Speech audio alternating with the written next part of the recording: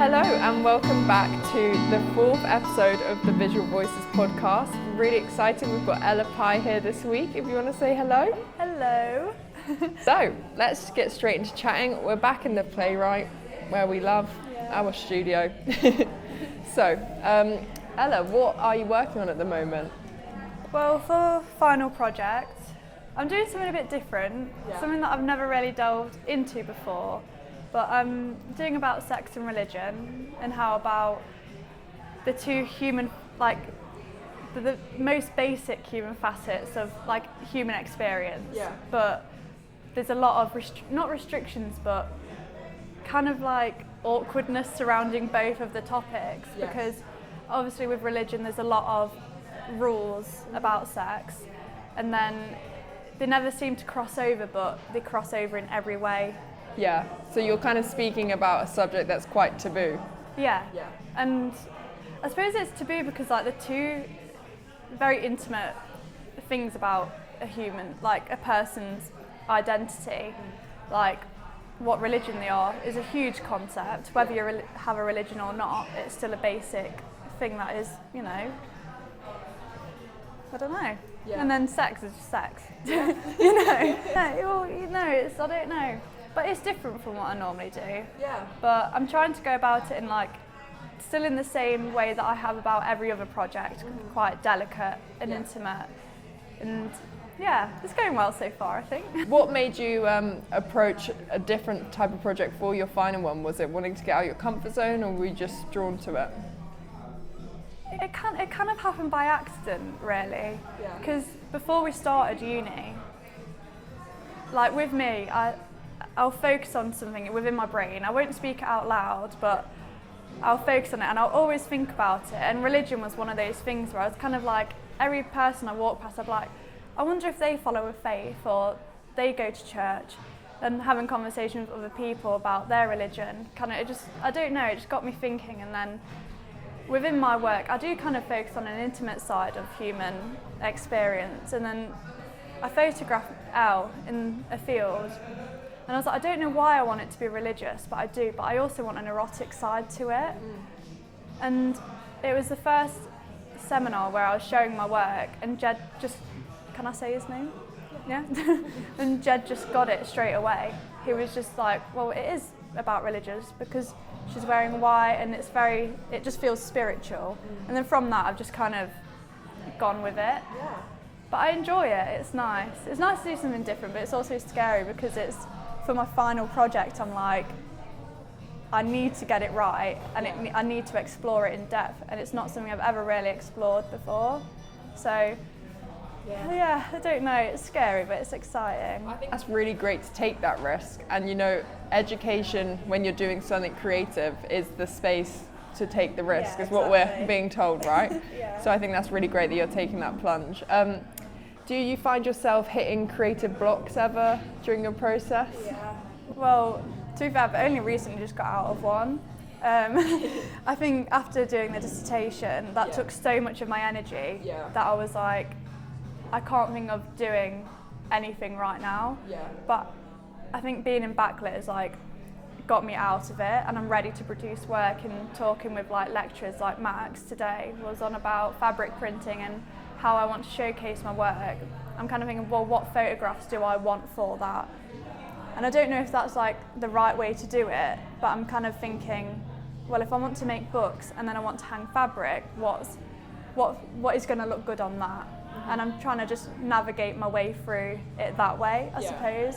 But I think with my topic, I think I did kind of restrict myself because in every single shoot I was like, oh, it needs to have both elements of both sex and religion in the same shoot. And after conversations I was like, I think I'd thought about it so much to the point where I couldn't think of outside anything about it. So now I'm just kind of looking at it as two separate things. So I'll take photographs that are more intimate and about like more sex, and then I'll take photographs that are more religious. And they'll still cross over in some shoots, but yeah, I don't know. Yeah, no, that's really interesting. And With these like creative blocks you're having, it sounds like you get through them through conversations with others. Yeah, I don't. Yeah, I think if I had to work by myself, I think I'd always be in a block, because the way that I work is that I get inspired through other people. So I'll see someone's work and I'm like, how can I apply like their visuals or like their creative process to my own work? And not like by directly copying them, but kind of trying to figure out what other people do, so that I can maybe think about how that would implement into my life as well, through my creative life as well. So great. And then you said your dissertation used up a lot of, you know, your mental energy. I was just wondering how that written process has informed your now creative work, if it has at all. I think my dissertation, it was about hysteria and hysteric women in the Salpêtrière Hospital in France. So I think because it was more historic, it wasn't really applicable to photographic work that I'm doing now. But I think kind of having to research into something that had to be so in detail and in depth, because if it wasn't historically correct, then there's no point in writing about it. So I kind of have taken the research side of it and thought, if I'm doing about religion, it needs to be really accurate, which I hadn't really thought about before, which sounds silly, but I just kind of thought, oh well, religion, you know. I hadn't really thought about how much research will have to go into it to make it correct. But it's also applicable to my own life, because religion is kind of, I didn't grow up religious, but I had to go to church and stuff like that. So I'm kind of trying to pull strings from my own personal experience, but then also what is correct. Yeah. I think so. Yeah. I think as well, it seems that a lot of, you know, when you do a very personal project, it ends up being more universally understood, because such personal experiences are like the ones that can actually be most related to. Well, yeah, and I mean, like, I think everyone has struggles with like religion and like knowing what's right, because obviously it depends how you grew up, and then obviously as you get older you kind of diverge from what you knew and you don't, and like obviously as you grow up you start having sex and it's all a bit confusing. So I think I like to think that other people can relate to what I'm trying to show. Yeah, I think that's really great that you're exploring something that is challenging, and you know, will start a good space of conversation for how people are like navigating that space. Have you felt with your university experience? I know you're, you know, from the same area as where you go to uni. Like, how has that affected you? Like being at a uni that's close to where you've, you know, grown up. I love it. To be fair, I mean, the plan wasn't to stay in Nottingham, but I think as it got to the point where I was starting to like accept a uni offer, I was kind of like, I can't leave Nottingham. I don't know, I do love Nottingham, and it's nice because I'm not so far away from home that I get homesick. 'Cause this is my home. Like I grew up going to the places that I still go to now, but it's also weird because uni friends kind of like mix in with home friends, but obviously they go to Nottingham as well, so it always gets a bit weird because they're mixing together, but it's nice because I don't think I would still have the same relationships with my friends from home and my family and people like relatives if I had moved away. So it's nice because I've still moved away, but I've not fully left home. It's nice, it's comforting. Definitely. And do you feel that has affected you as a creative at all, like staying in the same space? Because probably majority of our year has come from further afield. So I think it's interesting.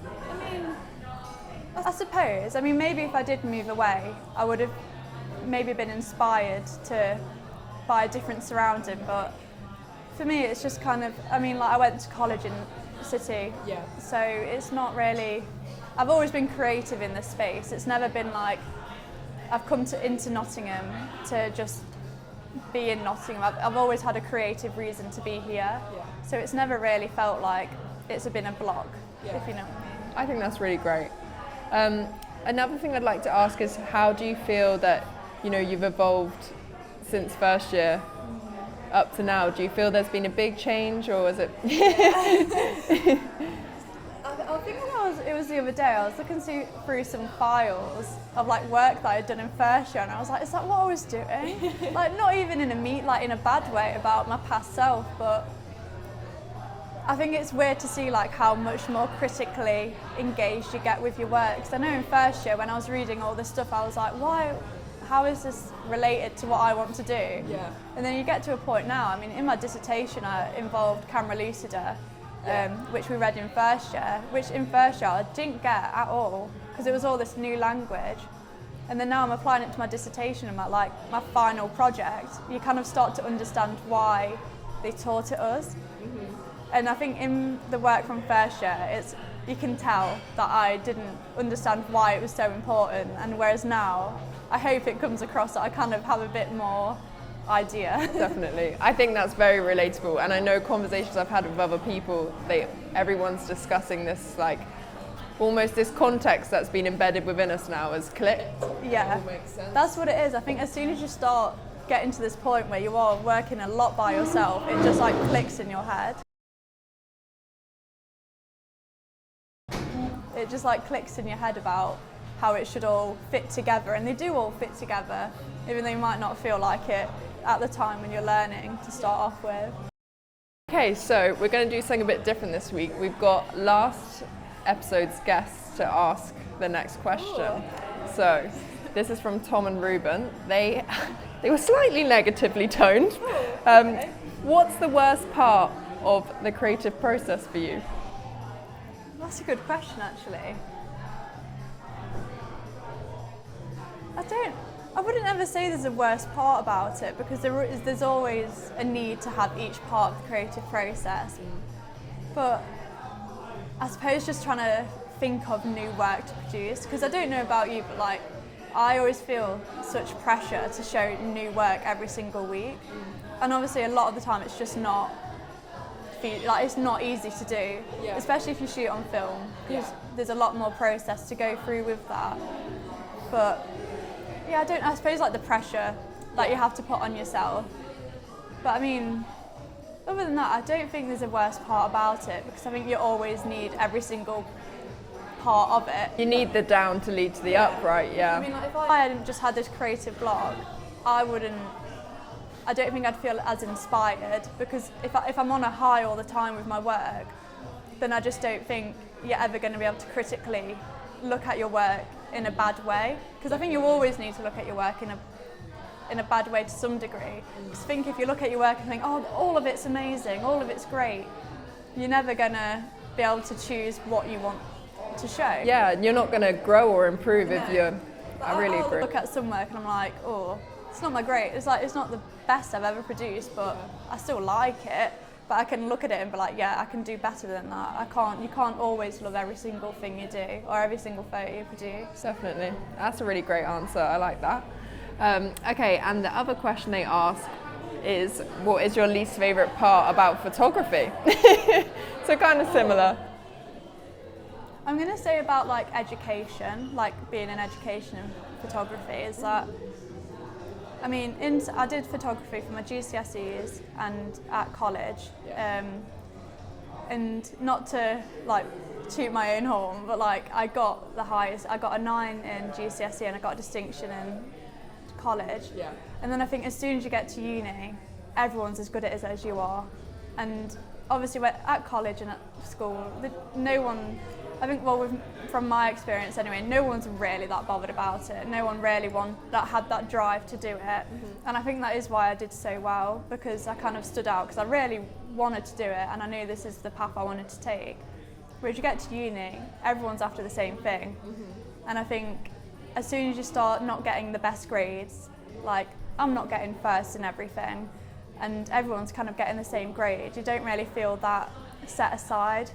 If that makes sense. But I don't think there's a worst part about photography. I'd just say, like, in the education as a whole, as soon as you get to uni, it kind of, your ego deflates, because everyone's trying to get the same thing, you know. But it might be different for like everyone else, because I think when you get to uni and you are with creatives, it's nice because it's like a big bubble, it's like a big cloud of creativeness, and it's nice. But I think when everyone's it's competitive. Yeah, there is definitely an essence of competitiveness within the creative world, because in a way you're competing to get your stuff shown and heard and attention to it. So I think as well, like especially in seminars, like I think sometimes when you hear like your tutor say like, oh, to one person's work, this is amazing, keep going, and then they get to yours and it's a bit like, oh, you could do this better.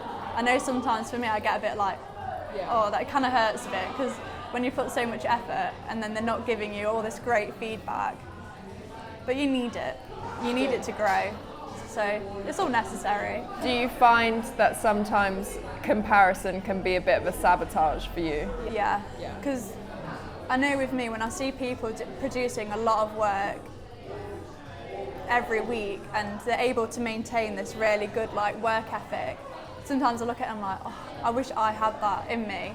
I don't think I do have a good work ethic, but it goes up and down. It's not a constant feeling that I have. But yeah, I think sometimes when I look at people's work, and especially in the dark room, when like they've got the technique down to a T, I'm like, I think that is definitely something a lot of people will relate to, especially if you're in a creative field. You know, comparing yourself, it's difficult, and especially with social media, we can see how much everyone's doing, whereas, you know, back in the day you'd probably turn up and be like, here's what I've done, but now we can see them at home. You can see the progress doing it, and sometimes I'll be sat like having a chill evening, and then I see someone upload to their Instagram story all this work they're doing, I'm like, should I? It's hard to relax sometimes when you know how much everyone else is doing, but I suppose it's also good because it drives you to want to do more. Definitely. And I think it's just about finding that balance, you know, for yourself and understanding your own process. Like clearly you've got it figured out that you know you need the ups and downs in order to progress, and I think that that's a really good place to be in at the final year, to sort of know that about yourself. And you know, don't be too hard on yourself, because the work you're making is really interesting. And we're excited. That's really great, and that's what matters at the end of the day, isn't it? So I think, that was a really great conversation, and keep an eye out on the social media, guys. There'll be more coming soon. Thank you so much.